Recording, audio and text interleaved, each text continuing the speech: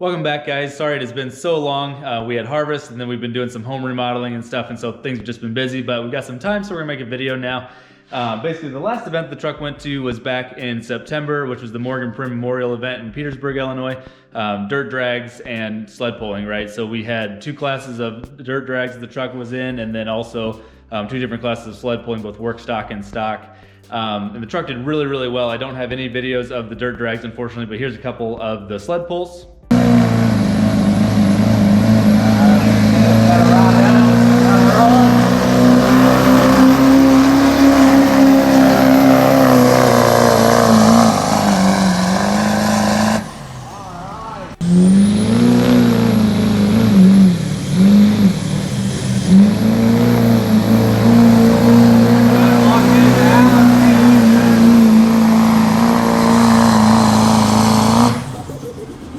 So the truck did really, really well, but I did notice that in the second sled pull, the truck was starting to lack on power and I couldn't figure out what was going on. I didn't do a whole lot about it. We got it into harvest, things were busy. I was daily in the truck, it was still driving fine, but I could just tell that it was underpowered for some reason. And so finally I did a boost leak test on it, realized that the intercooler itself had cracked, the OEM intercooler, which is 360 some thousand miles old, you know.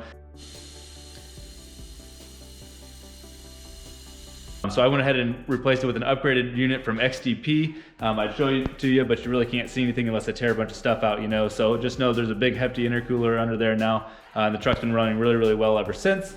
And now we've it's middle of December here, almost Christmas, so I finally got the truck cleaned up and put away. I still need to get it detailed and stuff, but it's at least clean and in the garage. And so now we're gonna start tearing into it just a little bit. So there are a few upgrades planned for the truck over the winter. I'm not gonna go into that quite yet. First things first, I wanna make sure the truck is up to scratch and running well. And that brings me to just literally the biggest pet peeve I have about these older trucks, the 01, 02 Duramaxes, and really any GMT800 truck from 99 to 02. And that is that they use, for the back illumination on the gauge clusters, they use 194 bulbs in a little socket instead of a solderable light like they do on the 03 to 06 trucks. So it's nice because you can change them a lot easier. You don't have to get out your soldering gun and start doing that. But they do go out quite a bit more often, and they can rattle loose over time as well, to the point where I am now going to replace the lights in this gauge cluster for the third time since owning this truck, which is 6-7 years, right? So it's really not a huge deal, but it is really a pain that I keep having to dig my gauge cluster back out of the truck and rebuild it. So I'll show you what I'm talking about here. We'll just key on the truck. You see I'm down to a single light here on the speedometer and nothing else. And every once in a while, if I'm driving at night and I go over a big bump, that one will go out too. And every once it'll flicker back, sometimes it won't, you know, which obviously is very unsafe and definitely not ideal. So we're gonna go ahead and get that taken out and replace all of the bulbs as well as the sockets. And I'm also going to replace the stepper motor here for the oil pressure gauge. That is starting to stick, and especially on a competition truck, it's definitely something that you wanna make sure you're keeping an eye on. So if that's going out, that's not ideal at all. So I'm gonna go ahead and get that taken care of at the same time. So we'll get this taken out. So I'm not really going to go step by step here. Essentially, you just have to take out this trim piece here. There's a couple of screws. I think there's 7mm heads that actually hold the gauge cluster in, and then take the actual connector off, and you should be able to pull it out pretty simply. Lower your steering wheel down to be able to get enough clearance, as well as the shift lever, and the whole thing should come out pretty simply.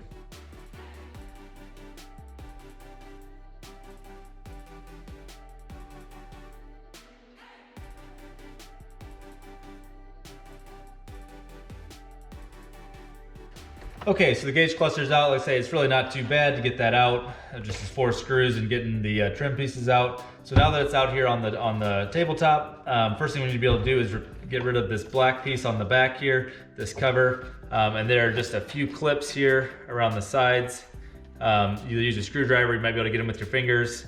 You need to be able to pop those off, and this whole back piece should just pull off the back, exposing all the lights in the back of the board.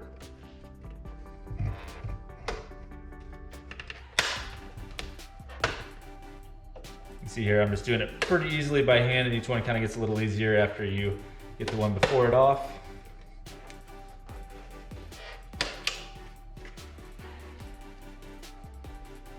Of course, as I say that, I can't get the front ones.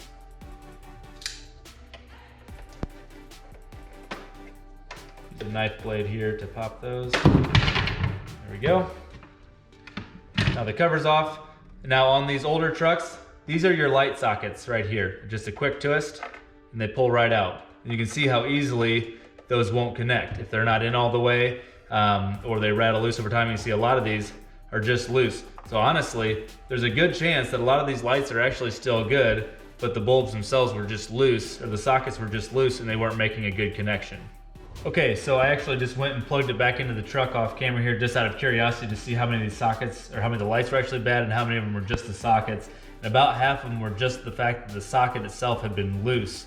But some of the bulbs actually are shot. So we're gonna go ahead and just replace all the sockets and bulbs just while we're here. It's a super cheap kit for like $8 or $10 anyway. So might as well just replace them all while we're here. But before we do that, I need to be able to replace the stepper motor in the pressure, or the oil pressure gauge. So we need to dig a little bit deeper before we do that. So next thing to be able to do is be able to pop off these other little black clips here to actually remove the board from the front of the gauge cluster itself. So once again, it's just a few clips, 1, 2, 3, 4, 5, 6, 4 across the top and a couple on the bottom.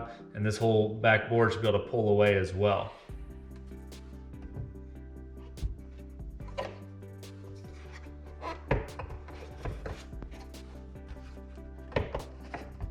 Lift up on it. Be a lot more careful with this than we were with the back plate.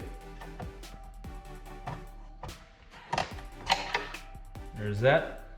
So here's the front of your gauge cluster. I'll go ahead and clean this up at the same time while we're here, but here's just your plastic in the front of the gauges themselves. And here's your whole cluster. Now the PCB in this case is actually just held into the front of the cluster by a bunch of contact pins. So we should, if we're careful, just be able to pull up evenly across the entire thing, and it should slowly start to come out. Once again, we'll be very careful with this because we don't want to break any of those pins. We'll just gently pull up on it all the way around, try to be some way even with it. There we go. And there's one set of wires here on the back, but you can see how quickly that comes apart. Now this little set of wires here just has a connector right on the end of it. It sticks down into this location, and just gently pull up on that as well. And now the entire board can be set aside. And now we're left with just the gauges themselves, or just the stepper motors and the gauges themselves on their face. Now, these stepper motors actually come out pretty easily. This is the one we want on the front side. That is our oil pressure gauge right here. But first, before we actually pull it out, we need to pull the needle off of the front. And those actually come off really easily. They just press down over the pin. So I'm just gonna take a small tool here to get on either side of it and lift it off. Comes off super gently, not a big deal. You can set him aside. Okay, and now with the needle off, it's actually super simple to get these out. Basically just a quarter turn to the right, in this case, we'll get this stepper motor out. So I'm just gonna quick turn him to the right. Maybe, there we go. You can pull it out. Basically, it's just a quarter turn quick lock, and the stepper motor itself is out. Now I've got my new one here right next to it. Same thing. We will go ahead and get him down in place. Set him backwards, there we go. Like such. And snapped in, and we're good to go. And now with the stepper motor back on, we're going to just put the needle back in place here. Press him down. Doesn't have to be in the perfect orientation. It will put itself back in orientation, I believe. So that's back on. And now we'll flip it back over and we'll gently press the board back into location, because it's holding on to each of these stepper motor studs here on the contact pins. And that's actually what holds it in place. So we'll go ahead and pop him back down in place very carefully as we go.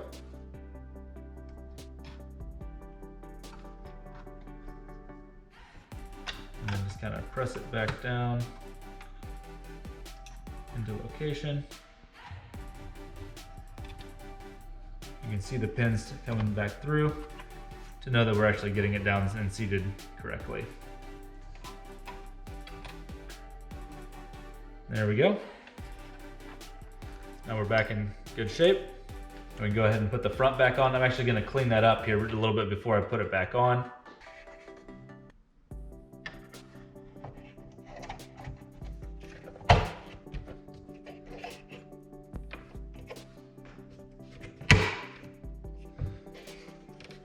Sure, we're snapped on in the back.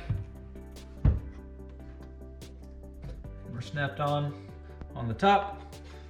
So our face is back on. Now we'll just flip it back over and I'll replace these lights real quick. So I just got these lights on Amazon. Basically, this is just a green set of LEDs.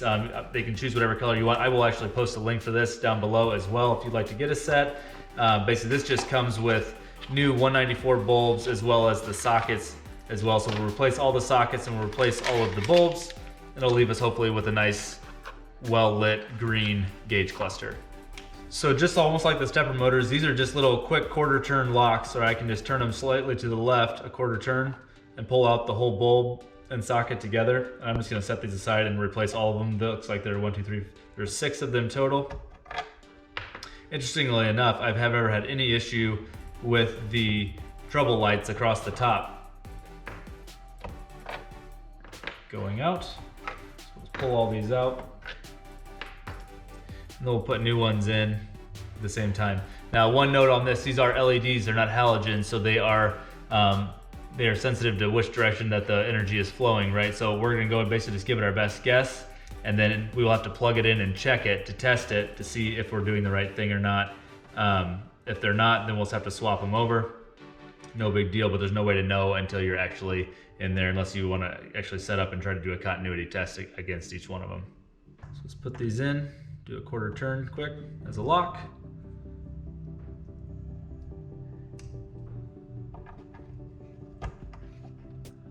One thing I'm tempted to do, honestly, is make sure that they're all working, get them all installed, plug it in, make sure it's all working, and then once it is, bring these back out and glue these things down into place so that they can't rattle out over time, because they are still replaceable.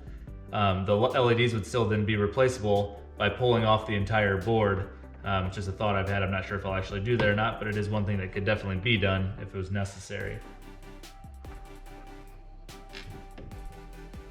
Okay, and there are all of our replaced bulbs. We have a new stepper motor in there as well. So before I put this back cover on, I'm gonna go plug this thing into the truck and make sure that all of my lights work. If they don't, I'm gonna pull the socket back out, flip the LED around in it, and test it again. All right guys, so I just put it in the truck. Everything worked. I had to, once again, 3 of the lights were not working, so I had to pull their sockets out, flip the LED around, put it back in, and snap it back in place, and then it worked perfectly fine. The new motor works great, so this gauge cluster is in 100% working order, which is fantastic. So I can go ahead and just snap this back cover on. We'll put it in the truck. Okay, so the gauge cluster's back in, so let's see what we got. Go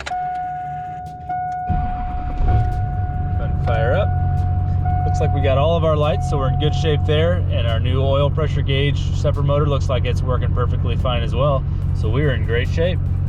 And that's that, guys. So they're actually a really simple install. Once again, it's just a super big pet peeve is why do I keep having to deal with this? So honestly, right or wrong, I made sure that all the lights worked, and I put just a little dab of super glue on each of the sockets to try to prevent them from rattling loose. Like I say, most of them were not actually bad. It was just the sockets themselves had rattled loose, which is super frustrating. So hopefully I am giving myself a little more peace of mind with that. We'll see what happens in the future. Shouldn't be a big deal to redo them even if they do go bad. So we'll kind of see. But other than that, guys, that is about it. Now, just a little bit of a teaser here. I went ahead and got a new set of mirrors for this truck as well, and I was on the fence about that for a really, really long time. Essentially, I really do actually like the classic style tow mirrors. These ones are getting a little bit banged up. They were nice and color matched. I had those done probably 5-6 years ago, and I really like this look. They're not quite as big, and so overall I just really liked them, and I do like the new ones too. I just really wasn't sure if I liked them more or not, but I went ahead and jumped over to the dark side. So I'm super pumped about these.